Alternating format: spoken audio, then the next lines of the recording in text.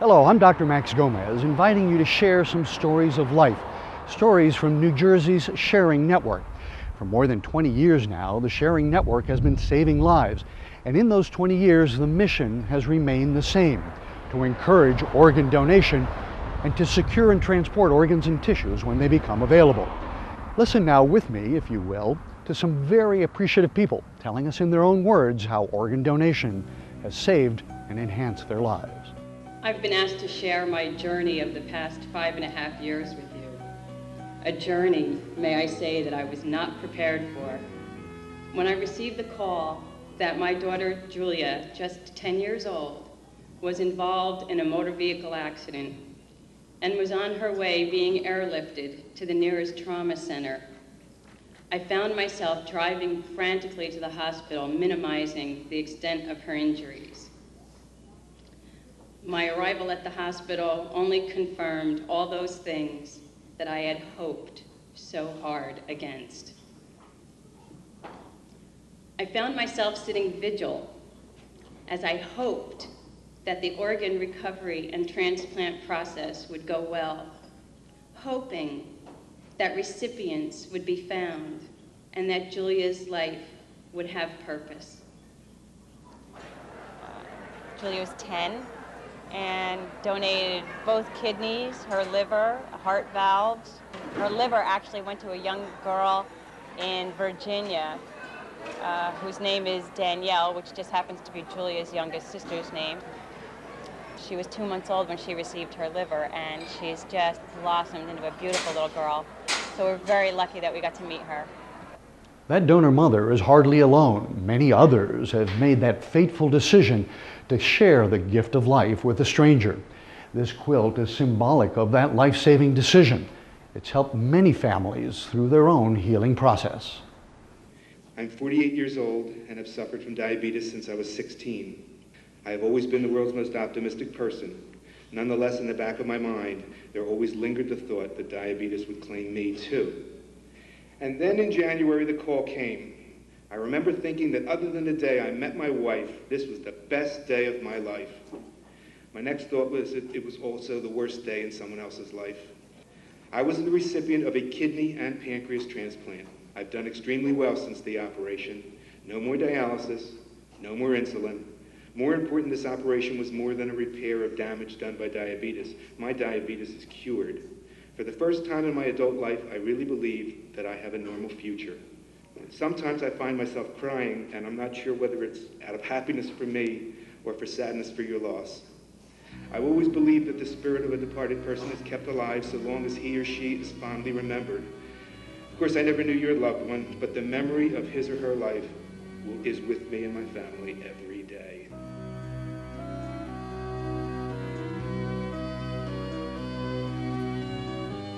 This is my son Roberto, who passed away in 1997. He attended Norbergen High School. He was a soccer player since he's 5 years old. And we have the privilege and joy to say my son saved 5 lives, 5 recipients, which they're all doing fine. And hugging that recipient, I know part of my son is there. And I feel like he's part of my family also. So I'd like to let each person that's here today introduce themselves, and if they're comfortable just saying what they received. Jim Wood, kidney transplant, 1993. Jasmine Dominic, 2 liver transplant, August 96. Thank you. Zaira Vasquez. My transplant is a liver transplant, and it's in April 6, 1990. Thank you. I'm Ann O'Hanlon, had a heart transplant May 19, 1991. Hey, look at all this stuff about organ donation. I don't know if I like my driver pushing this concept. Look, folks, you never know when your meter's up. I hear it's a scam. People buy and sell organs, only rich folks and celebrities get them. Yeah, I saw that movie on TV. It's not true. It has nothing to do with money, race, or religion. Selling organs is illegal. Truth is, organ donation is free. You gotta have the facts. To get the facts about organ and tissue donation, contact New Jersey's Sharing Network. Life's for sharing. Pass it on. My heart was going into cardiomyopathy after a quadruple bypass. I had, after the bypass, it took about 8 years. Prior to that, it was a couple of heart attacks, and it just started progressively going downhill. Then it got so worse that it got so bad that they had to recommend a transplant. I was always has been small. I was the thinnest of my class, and my mom was always concerned about it. She always went to the doctor saying there's got to be something wrong with her. She's not growing, she's not eating, and the doctor said, no, she's fine. She's just hit a plateau. Maybe later in life, you know, she'll grow and she'll eat more, she'll become fuller. And well, it came to about a period about I want to say about 5 years, nothing changed. On the growth chart, I had a flat line. On my weight, I was going down. And it wasn't until I moved from Syracuse, New York to Berkeley Heights, New Jersey that my doctor, he realized something was going wrong, and he took a blood test. I went for a regular physical, and he took a blood test and found out that my kidneys were failing. I had this pain in my side when I was working. I went to the doctors, and when I went to the doctors, they told me to go through a bunch of tests. And when I went through these tests, a doctor called me up and said, come over to my office, and I have some grave news for you. And he told me that I had, it looks like I had cancer of the liver. They passed my wife a box of Kleenex and said, John has 2 to 6 months to live. He has hepatocellular carcinoma, which is liver cell cancer, and it's end stage.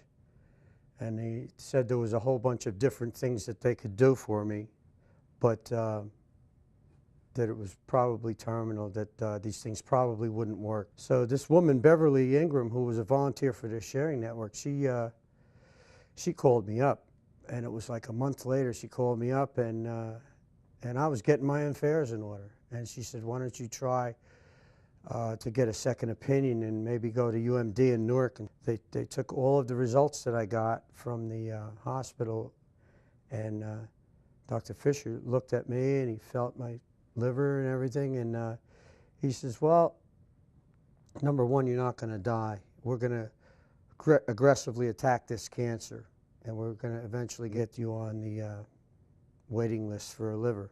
Being put on the list was quite scary. I hadn't known anything prior to that, anything about transplantation, so I just was really, really scared. My mother got a call on September 23rd, 2000 saying, come to St. Barnabas Hospital, we got a kidney for you. And we went there, and I didn't have the transplant till midnight on September 24th, 2000. And I woke up and I was excited and ready for a new kidney.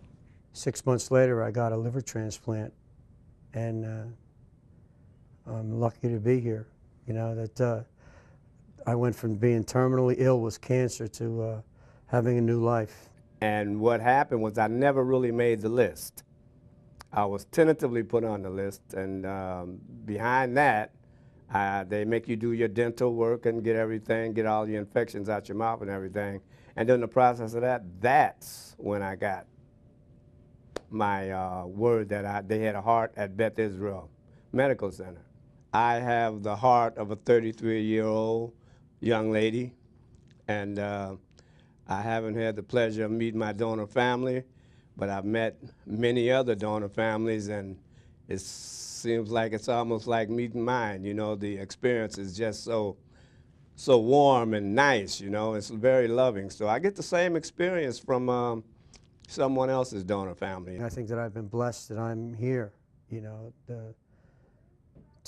to dodge the bullet of cancer, of terminal liver cancer, and to get a transplant and survive the transplant and be here 6 years later is a miracle. And this here happened on June 18th of '98. After that, I've been sharing my experience with the Sharing Network, and since then I've been here volunteering and trying to let people know what organ and tissue donation is. When I hear about the desperate need for kidneys and other organs, it makes me kind of sad that people are not educated enough to know that one person can help so many, and that's the bright side of it. It really bothers me, and that's what I put my best effort forward to kind of eradicate some of the ignorance about it. What I learned from the Sharing Network, I'm trying to pass it on to people in the African American community. The future is very bright for me because I haven't had any problems with the kidney. I haven't gotten any infections, and it's going on strong. The more you give, the more you receive, so I'm receiving my life. I'm retired, but I help the Sharing Network out, and I want to spread the word because I'm one of the walking miracles in this country. Those are some of the grateful people who now enjoy a much improved quality of life thanks to their organ transplants. Now, here are some of the people who've spent the past 20 years working hard to help save those lives.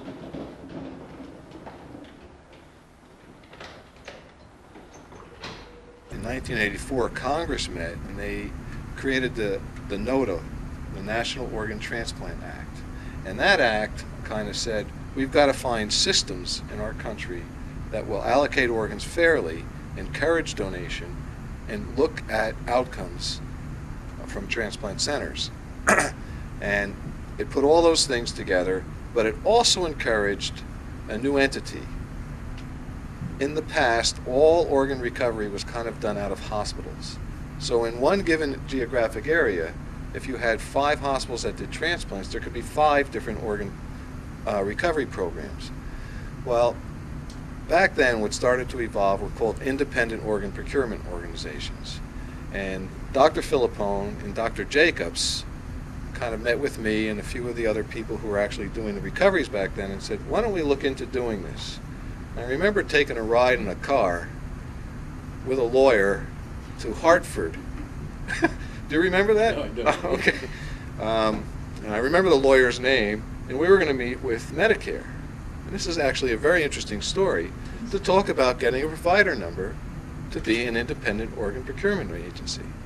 And we got up there and we meet with these 2 guys. There wasn't a lot of red tape or things. They said, yeah, you've got everything in order. We had attorneys talk to the state. Oh, you don't really need a certificate of need or anything. We can. Okay, so we then incorporated as a not-for-profit called the Transplant Foundation of New Jersey. And we kind of gave notice to Newark Beth Israel that we would like to have this independent organ procurement organization. And they, of course, were not too pleased with that. They saw that as competition, but we said that we would share 1 kidney from every donor with patients at Beth Israel, and we would keep 1 kidney. Back then, the national sharing system was very different as well. So anyway, we started the Transplant Foundation of New Jersey. We had our own little board. I don't know, Dr. Filippone, you want to comment about any of those days? No. Okay. They were, yeah. I'll comment just to say that they were difficult days. We suffered through it. In the end, some wise man sat down with all the competing groups and said, you guys are going to form an independent organ procurement agency. You work it out and we'll approve it. I think that's essentially what happened. Yeah, I endured through that as well, and never knowing whether we were going to be viable the next day or not. And part of the big concern was, Newark Beth Israel had this very extensive laboratory that, we now have here at the Sharing Network. But the end result of this was this wise man, who was an administrative law judge, brought all the parties together, which was Our Lady of Lourdes with the Southern Organ Procurement Program, and Newark Beth Israel with the Northern New Jersey Organ Procurement Program, and Dr. Filippone and this independent group called the Transplant Foundation, and said, we're not going to let any of you do this. They told us that behind closed doors. So it kind of put it kind of put an incentive for everybody to get together and work this out. And the result was the New Jersey Organ and Tissue Sharing Network, founded on May 21, 1987. And so that brings us up to this date. Look at this brochure. About organ donation? I don't know. I think it's against our religion. No, actually, every major religion supports organ donation. See, my minister says that donation is a way to ease suffering and show love for others. Now, what could be more spiritual than that? I see your point. You know, faith organizations always talk about the spirit of giving. What could be better than saving a life through organ donation? It's a beautiful thing. To get the facts about organ and tissue donation, contact New Jersey's Sharing Network. Life's for sharing. Pass it on. Every bit as important as the work done by the Sharing Network is the life-saving gesture of kindness and caring shown by those who choose to donate a loved one's organs to help another life continue. I have two brothers. One had a kidney transplant over 20 years ago. He's fine. I have another brother, Kevin. I'm the baby of the family. And Kevin was fine. They said it was just, his numbers were fine, his levels were fine. And then one weekend, he went to a wedding and became sick, and he thought that it was just the food that he had. Lo and behold, it lasted longer than it had to. And he went to the doctors, and they said his levels had spiked, and he needed to go to the hospital so they can begin the dialysis process, start him on dialysis that day. And I got the call and was very, very shocked, to say the least, and we talked, and I said, whatever you need, I'll be there. And here I am today. My kidney problem started about 4 years ago. It started with hypertension, and it's hereditary. I decided to make the donation, or give the donation to my brother Kevin, because he's my brother, and I thought it was the honorable thing to do. Melissa and I have always been very close. Ever since we were small children, I was very protective of her. And to have her now to be able to give me something to keep me alive, words can't even express how gratified I am. And it's just a true blessing. Okay, so they don't buy or sell organs and all religions support organ donation. But what if I'm in the hospital? I mean, I'm a sister and I know how it goes. Like, if I'm a donor, are they going to let me die just to get my kidney? Miss, I hear you, but this is about saving lives, not taking them. Yeah, well, we've heard stories. Folks, please forget the stories. Get the facts. Organ donation is about sharing life. Let's call this number. Yeah. To get the facts about organ and tissue donation, contact New Jersey's Sharing Network. Life's for sharing. Pass it on. While we've heard some wonderful success stories today, the sad truth is the demand for organ transplants far outstrips the supply. We could have so many more similar success stories if only more people signed up to become organ donors. So at the end of the day, what we want you to remember is this: life is for sharing. Pass it on. For New Jersey's Sharing Network, I'm Dr. Max Gomez.